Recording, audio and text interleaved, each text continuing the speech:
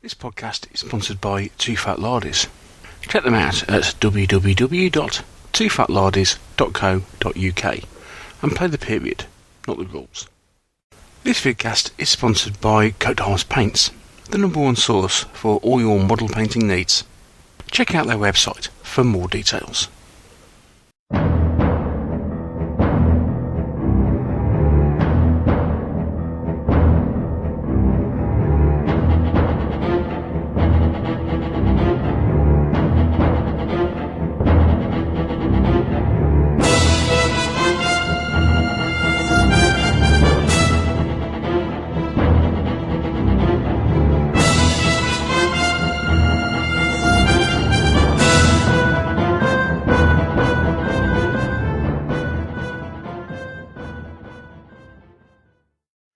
Hello and welcome to another episode of the Meeples and Miniatures Miniature Review Show with me, your host Neil Shuck.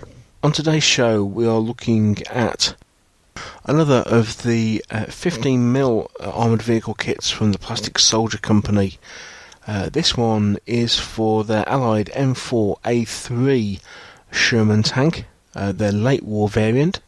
And this has specifically been put together primarily for the Americans, to coincide with all the US releases that happened over the summer. So once again, the box art depicts a couple of the different variations of the vehicle that is available in the box. So in the foreground we see a Sherman with a 76mm gun, whereas in the background you've got one with a 75. Okay, again, take a quick look at the back. The usual painting guide and colour guide based on Vallejo paints for this particular vehicle. Moving on to the tank sprue itself, one thing that is noticeable, again, especially when compared to the Firefly that you've seen previously, is what we've got here is we're back to a single hull variant and two different turrets. Okay, so it's very reminiscent of the sprues that we saw for the M4A1, M4A2 and M4A1W. But again, lots of different options available here, as you can see. So from this sprue you can build three different variants. First off, you've got the M4A3 with the 75mm gun. Then you have the M4A3 with the 76mm gun, which is a different turret. Finally, you have the variant of the M4A3 with a 105mm gun. Again, a slightly different gun mantle on that one. So, three different variants available in this particular kit, and we'll take a quick look around all three, okay? So here we have the standard build M4A3 with the 75mm gun. Obviously you'll note that we've got a tank commander in place, plus the 50 cal on top of the turret. As we take a quick tour around the vehicle, so one thing of note, as I said, on this particular turret is you'll notice the turret doors, the one closest to the 50 cal is actually skewed slightly. That's because actually once you've got the 50 cal in place and the turret door open, it's a very, very tight squeeze to get them both in together. I put the 50 cal on first and then fitted the turret door. It might work out better to fit the turret door and then try and put the 50 cal on. Either way around, it's a very, very tight squeeze. So you may need to take your modelling knife to the back of that particular turret hatch in order to make sure that it fits properly. Other than that, everything fits together really well. Again, with there's a slight issue with the alignment of the tracks, I think. But as a general rule, again, I thought the tracks actually went together really well, which either proves that I've just been building far too many Shermans, or I'm actually finally getting used to this thing. Now, as you move around towards the rear of the vehicle, you'll see there's a couple of additions onto the back of the hull, which come as extra pieces. There's no particular instructions on how these are fitted. You kind of got a bit of a diagram and stuff, but you kind of got to guess a little bit really, or take a look at a period picture to see how these things fit onto the back of the tank. I think I've got it right, but it's just a little bits of extra detail which help. Obviously, as with the other kits, you've still got buggy wheels, you've got spare pieces of the track, and what have you, extra bits of stowage that you can put onto the vehicle should you wish. Okay, then we'll take a look at the 76mm variant of the M4A3. So it's a 76mm gun on this one, obviously the slightly larger turret to encompass that. Again, this particular turret, I haven't fitted a 50 cal 2. The option is there. As you'll see, there is a hole in the turret to fit a 50 cal 2 should you so wish. And eagle-eyed amongst you may also spot the slight mistake I've made in building the turret. Again, one thing to note, you've got to be a little bit careful when one of these turrets has split hatches. You know, they're moulded that way so you can mould them open with a commander in, but when moulding them closed, they're a bit of a pain in the neck because they're a very, very tight fit. So you may be worth spending a little bit more time and just shaving them down a little bit to make sure that they fit together and or everything fits flush. There's a few gaps in mine, but mine was a slightly hurried assembly. Other than that, quite a nice looking vehicle.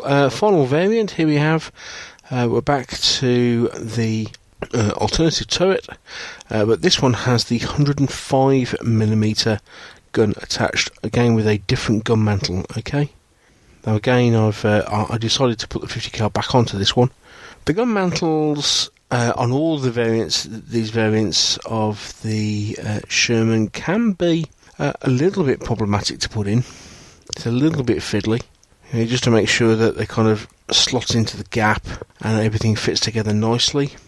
Again, similar sort of issue with the turret hatches. But other than that, a clean build, I think. As I said, nowhere near as much trouble with the tracks as I used to have when I was building some of the older variants. As I say, I'm not quite sure if that's just a case of I've got used to building Plastic Soldier Company tanks, or whether these have actually been changed slightly so they're a better fit. So either way, again, quite easy to build these, put them together in 10-15 minutes. You have to be a little bit methodical. What I tend to do is like build the track assemblies, fit them to the bottom of the hull, then fit the front plate on, fit the hull on top, and then build the turret separately. Price wise, again, we're looking at $17.50 for this kit, which again, we're looking at $3.50 a tank. Fantastic price steal from the Plastic Soldier Company. And again, these are available from either the Plastic Soldier Company direct off their website, or from many of your model retailers now. There's quite a good supply chain for Plastic Soldier Company kits. As with the other vehicles in the 15mm range from PSC, they're great value, well detailed, easy to put together. So I'm a huge fan of these, I really am. Nicely detailed kit, and well worth the money, I think. I'd give them a look if you're, especially if you're looking for M4A3 variants on the Sherman. These are great. Lots of different variations, lots of different things you can do. The only thing of note, I suppose, if you wanted to have a look, you can't build both variants. So, for example, if you wanted to build both the 75 and the 76mm variant, I know they're different turrets, they're different guns, but they use one of the same turrets that slots into the top. So, unfortunately, you cannot have both variants available. You have to build one or the other. That is, of course, unless you've got the M4A1.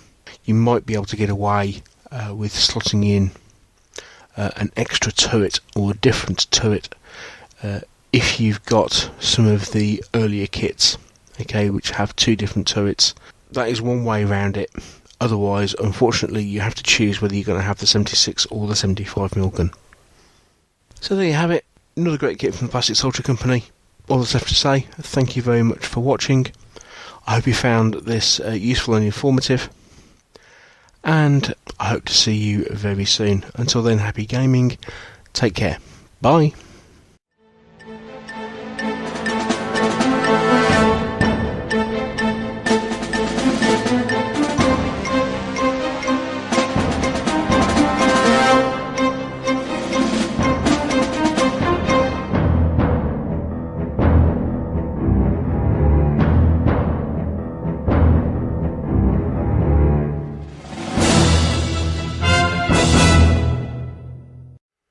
This vidcast is sponsored by Caliver Books. More stuff for wargamers than anyone else on the planet. Check out their website for more details. This vidcast is sponsored by Wargame Soldiers and Strategy magazine. Check out their website at www.wssmagazine.com.